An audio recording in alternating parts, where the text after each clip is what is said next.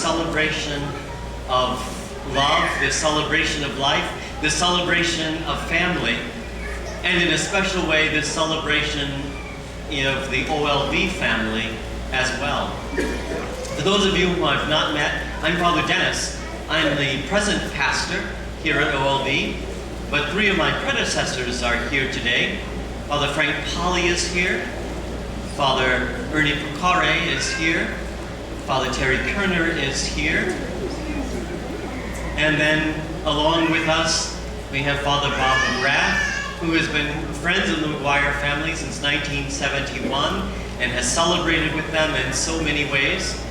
We also have Father Jack Quinlan, who is one of the associate pastors here, and Deacon Don Quigley is here, along with an associate, weekend associate, who's been here for about 14 years. And if you've met him, you'll remember him, Father Dave Brock. And so together we all celebrate, and we celebrate in a very special way.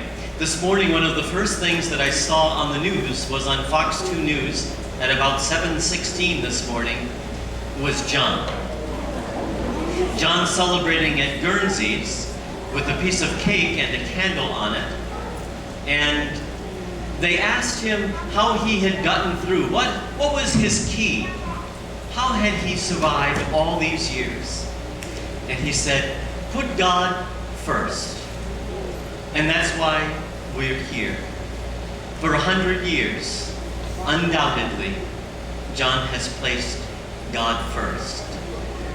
Then he said, family comes next. And so all of us gather. Many are blood relations, but many are family members from OLV, family members of those who have gone to Guernsey's over the years. Family members because John welcomed us with love. Watching him come in this morning, greeting people, hugging and kissing everyone. Everyone's welcome to be part of the family. That's why we gather here in church. It's about family gathering around a table.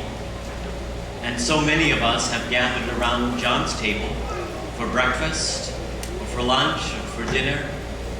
But we gather here at the table where John has always found life and energy and love around the Lord's table. So let's put God first, recognizing that we're all family, and everything else will work out just fine. And John, I promise you that after this table, there'll be another table, and at that one, there'll be butter pecan ice cream.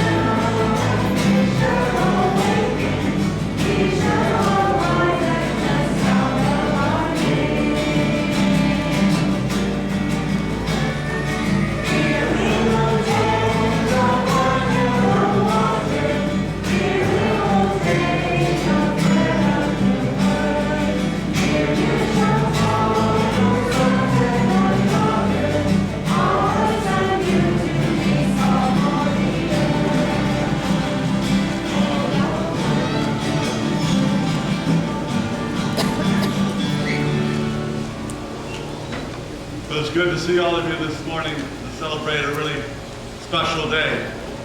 When somebody that all of us know and love actually has reached the age of 100. And so we honor him and honor all of the family. Back in the early 70s, late 60s, I taught at Lakewood High School. And I came straight from the seminary at Notre Dame to teach at an all-girls high school. And I was a little frightened.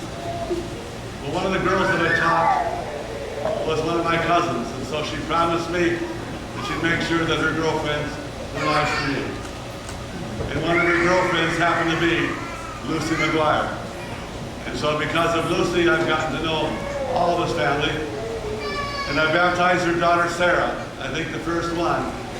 And everyone since 71, or just about everyone. So it's good for me to be able to be here and celebrate John's life with all of you. And let's begin.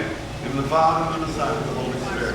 Amen. In the grace of the time Lord to Jesus seek Christ. and a time to lose, a time to keep and a time to cast away, a time to rend and a time to sow, a time to be silent and a time to speak, a time to love and a time to hate, a time of war and a time of peace. What advantages has the worker from his toil? Have considered the task which God has appointed for men to be busied about. He has made everything appropriate to its time and has put the timeless into their hearts without men's ever discovering from beginning to end the work which God has done.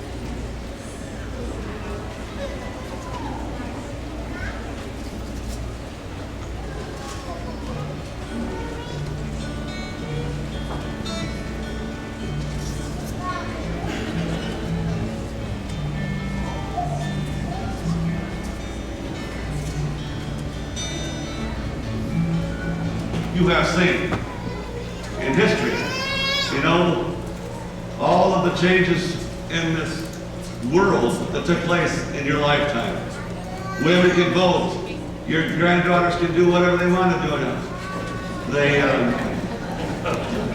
the kind of thing that you grew up as a husband and a father of your time, you've been able to just watch evolve.